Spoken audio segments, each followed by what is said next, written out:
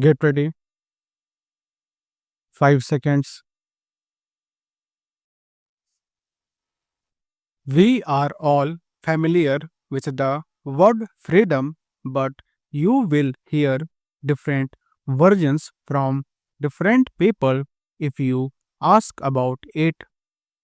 The definition of freedom varies from person to person. According to some people, freedom means doing something as per their wish. For some people, it means taking a stand for themselves. Ultimately, the fact is that every individual wants to be free and lead their life as per their choice. Freedom is all about a state of independence where individuals can do what they want without any restrictions. We inherit freedom from the day we are born. It is a quality that each individual possesses. Freedom is a feeling that is felt from within. It can also be defined as a state of mind where you have the right to do what you can think of. The concept of freedom is applied to different aspects in life, and it is not an absolute term. All societies describe freedom in their aspect. Freedom of different cultures see freedom in different ways, and accordingly, they enjoy their freedom. We should remember that our freedom should not disregard the rights of others. As good human beings, we should respect others' freedom and not just live freely. We have to consider the rights and the feelings of people around us when living our freedom. Creative minds flourish in societies that encourage freedom of opinion, thoughts, beliefs, expression, choice, etc. Mr. Deputy Speaker, sir, may I, with your permission, intervene and say a few words in regard to the various matters that have been discussed.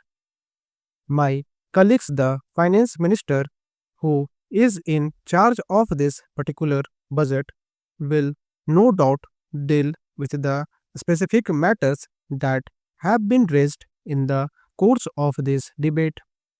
I need hardly remind the House of the fact that although this budget is the individual responsibility of the finance minister, it is also the responsibility of the entire government, and as Prime Minister, I am entirely responsible for it as well as any other member of the government. This budget was placed before the House after the usual consideration by the government, and the latter is completely committed to it. That does not mean that we are not willing to consider any new proposals. We certainly are, so long as the basic structure of this budget is not affected. My friend, the Honorable Professor Shah pointed out various difficulties in the way of a debate here and in the way of consideration of the budget proposals. He pointed out how little could be done in the allotted time. I am in complete agreement with him in this matter. If there are any practical proposals which would enable us to give more time for the consideration of these problems, either formally or informally, I am quite sure that the finance minister will gladly consider them. The real difficulty is, however, more basic, and it is this: the kind of problems which the government has to face now is so vast and intricate that it is impossible for any democratic parliamentary assembly to give enough time for its consideration. It is just a question of time. This is not a new difficulty. I remember that long debates on this subject took place in a country like the United Kingdom, where they found that they could not get along with what is really the 19th century procedure in this 20th century of continuous crisis, social problems, and international problems. So, even parliamentary procedure in the United Kingdom has gradually changed, and many matters are left more to the committees than to the House itself. Usually, a principle is decided by the House, and its working out is left to committees. The House cannot find time to consider everything. That is a difficulty inherent in the situation. I find that we have too many associations both at the center, state, and district levels.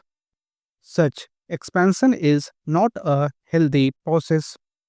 I would suggest that this matter should be examined in all its aspects so that there are selected all India organizations which can speak with appropriate knowledge and study on all matters relating to export, promotion, and industrial development. I know myself that many of the commercial houses have now reoriented their thinking. They are wedded to achieve national goals in which the highest priority must be given to promotion of exports through creation of larger surpluses. I am glad to find that a new department of textiles is being created. The cotton, textile, and jute industries are currently in a bad way and are working below capacity. There is a crying need for initiating programs of modernization, renovation, and rehabilitation. I would like to submit that the Commerce Ministry should restore health to the cotton textiles industry so that the general economic and industrial outlook in the country will improve. The policy announced in the beginning of December last year was good as far as it went, but there is need to review it so that a vigorous program of development of the spinning sector can be initiated without further loss of time. I would like to take this opportunity of referring to the number of joint commissions that have been set up with different countries in the world. I suggest that the business community should be associated with the discussions as also in negotiating trade agreements that will be really very beneficial. I am happy to find that a separate chapter has been devoted in the report of the Commerce Ministry to Indian industrial joint ventures abroad. It is true that prospective entrepreneurs wishing to set up joint ventures receive due assistance from government. I would, however, suggest that India's potentialities and capabilities in this regard should be realized more fully. Here, I would also suggest our collaboration with other countries in putting up industries in third countries. We can always collaborate with the Russia, China, or Japan to put up industries in third world countries. Such collaboration will be beneficial to all concerned. India has well developed capacities in the field of construction, architecture, town planning, dam engineering, mining, oil exploration, power engineering, management, and economic consultancy.